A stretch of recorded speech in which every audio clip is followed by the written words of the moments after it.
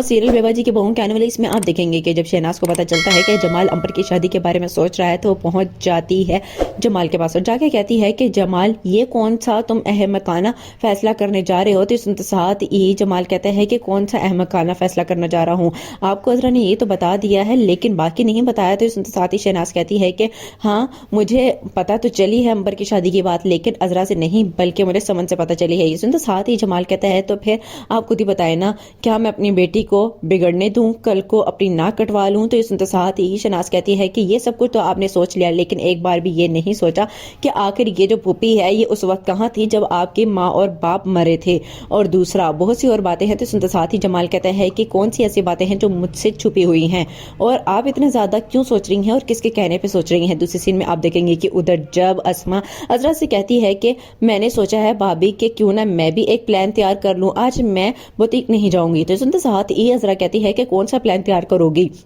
तुम फंसोगी, तुम बुटीक जाओ इससे पहले कि तुम्हारे हाथ से निकल जाएगी। सुनते साथ ही अस्मा कहती है कि आप इसी तरह बोलती रहेंगी या फिर मेरा प्लान भी सुनेंगी। सुनते साथ ही अजरा कहती है कि ऐसा कौन सा प्लान है, देखो प्लान बनाने से पहले तुम्हें सोचना होगा क्योंकि अस्मा तुम्हें नहीं पता है कि सारा हमारे सारे इरादे जानती है। ये सुनते साथ ही अस्मा कहती है कि आज मैं बुटीक नहीं जाऊंगी और मैंने सादी को भी कह दिया है कि थोड़ी देर के लिए जाए और वापस आ जाए, सारा आज बुटीक संभालेगी, इससे पता चल जाएगा कि आखिर वो कितनी हेराफेरी करती है।